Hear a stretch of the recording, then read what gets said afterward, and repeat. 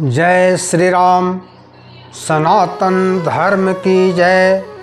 हर हर महादेव। श्रोता बंधु, वाल्मीकि रामायण की कथा लेकर आया हूँ। श्री राम और तापस वेशधारी काल की बातचीत हो रही थी। तभी महर्षि दुर्वासा राजद्वार पर आ पहुँचे। महर्षि राजा श्री राम से मिलना चाहते थे। महर्षि सुमित्रानंदन लक्ष्मण के पास जाकर बोले, लक्ष्मण, तुम अति शीघ्र मुझे श्री राम से मिला दो। उनसे मिले बिना मेरा एक महत्वपूर्ण कार्य बिगड़ रहा है। जय श्री राम। श्रोता बंधु, मैं पंडित गोपाल जी तिवारी सत्य सनातन ज्ञान संगम चैनल से राजा श्री रामचंद्र के चरणों में नमन करते हुए चैनल पर सभी श्रोता बंधुओं का स्वागत करता हूँ। आज वाल्मीकि रामायण से राजा श्री राम और काल के बीच कठिन शर्तों के साथ हो रही वार्तालाप के बीच महर्षि दुर्वासा के श्राप से भयभीत लक्ष्मण का वार्तालाप के बीच में पहुँचने तथा श्री राम द्वारा अपने भाई लक्ष्मण को त्यागने की कथा लेकर आया हूँ। हमारा प्रयास पौराणिक कथाओं को जन जन तक पहुँचाना है। जय श्री राम। सनातन धर्म की जय।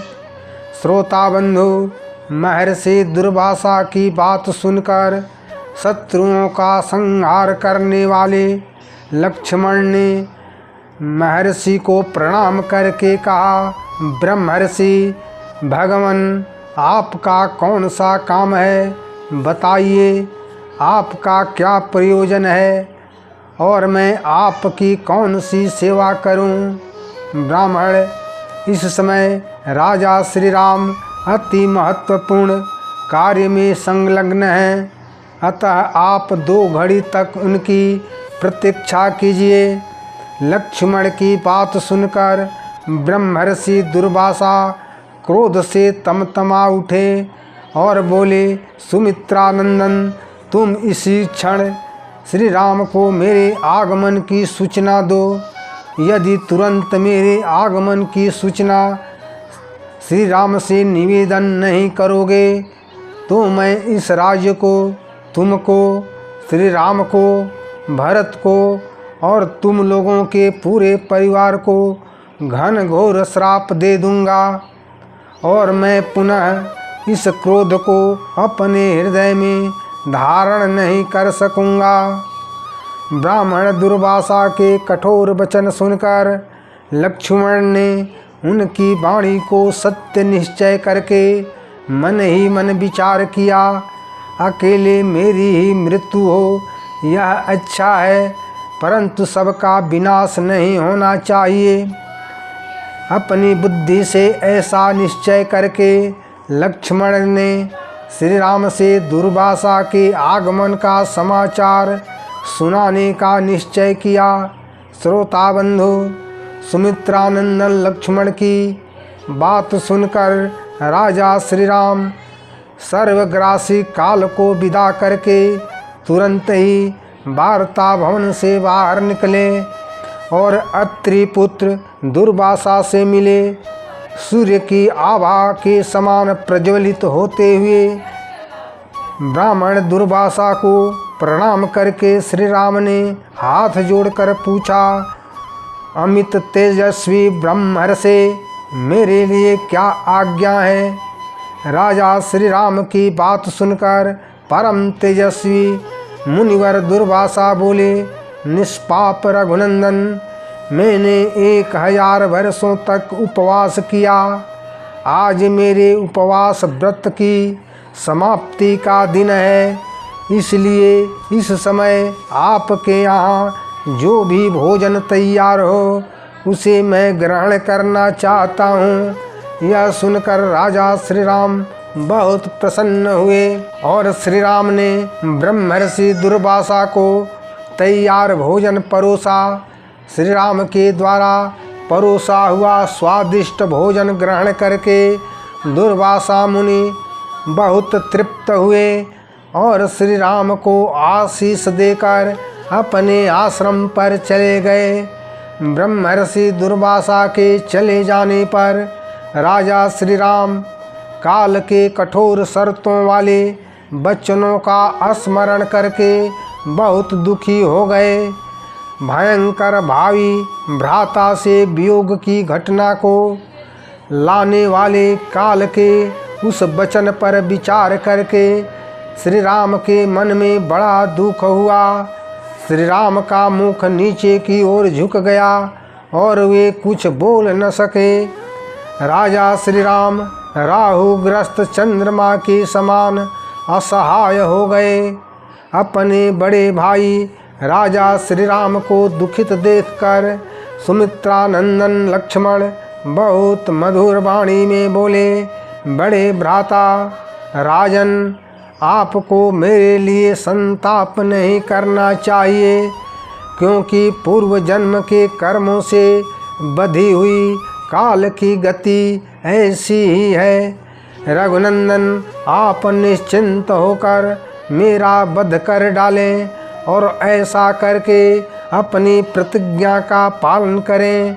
राजन, प्रतिज्ञा भंग करने वाले मनुष्य की गति दुष्कर होती है, नरक में जाना पड़ता है।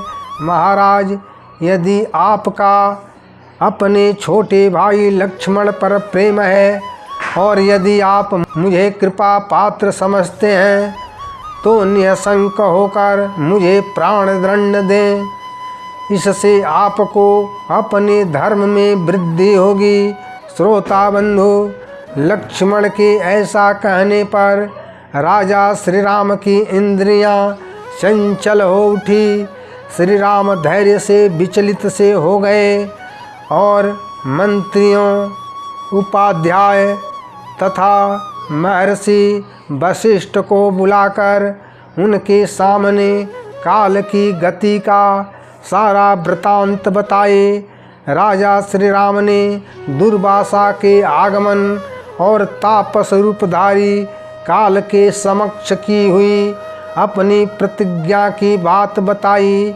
यह सुनकर सब मंत्री और पुरोहित चुपचाप बैठे रह गए, कोई कुछ बोल न सका।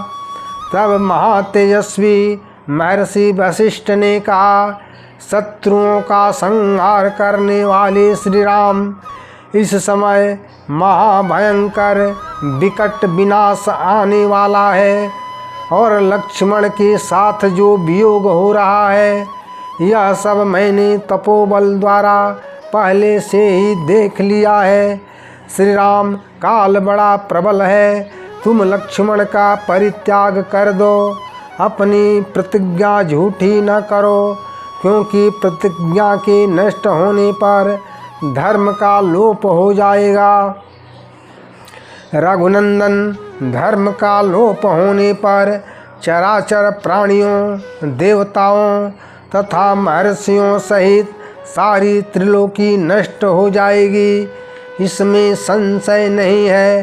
अतः राजन, तुम त्रिभुवन की रक्षा पर दृष्टि रखते हुए लक्ष्मण को त्याग दो और धर्म पूर्वक संपूर्ण जगत को स्वस्थ और सुखी बनाओ।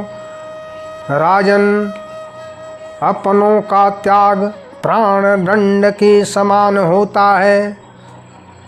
श्रोता बंधुओं, सभा में एकत्र हुए मंत्री, पुरोहित आदि सब सभासदों की उस सभा में वशिष्ठ मुनि की कही हुई बात सुनकर राजा श्री राम ने लक्ष्मण से कहा, सुमित्रा नंदन, मैं तुम्हारा परित्याग करता हूँ, जिससे धर्म का लोप न हो सके।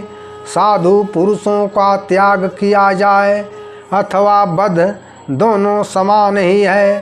श्रोता बंधु, श्री राम के इतना कहते ही लक्ष्मण के नेत्रों से आंसू भर आए। लक्ष्मण तुरंत वहाँ से चल दिए, सभा स्थल से घर नहीं गए। सरजू के किनारे जाकर उन्होंने आचमन किया और हाथ जोड़कर संपूर्ण इंद्रियों को वश में करके प्राणवायु को रोक लिया। सुमित्रानंदन लक्ष्मण योग युक्त होकर श्वास लेना बंद कर दिया है। यह देख इंद्र सहित सब देवता, ऋषि और अप्सराएं उस समय लक्ष्मण के ऊपर फूलों की वर्षा करने लगे। महाप्रतापी लक्ष्मण अपने शरीर के साथ ही सबकी दृष्टि से ओझल हो गए। उस समय देवराज इंद्र लक्ष्मण को सशरीर साथ लेकर स्वर्गलोक को चले गए।